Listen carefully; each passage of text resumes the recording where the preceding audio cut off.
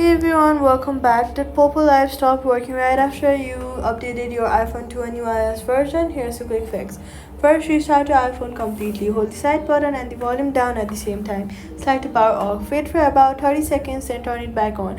iOS updates create temporary conflicts with streaming apps like Poppo Live, and a full restart clears most of these right away. After restarting, open the App Store and tap on your profile picture at the top right corner. Scroll down and look for Poppo Live in the list of available updates. Since developers typically push iOS compatibility patches quickly right after major app releases, tap update immediately if one is showing. If there is no update yet and Poppo Live is still broken, go to your settings, then go to general. After that, go to iPhone storage, scroll down to the list of apps and then tap for and find Poppo Live. Tap on it and then tap offload app.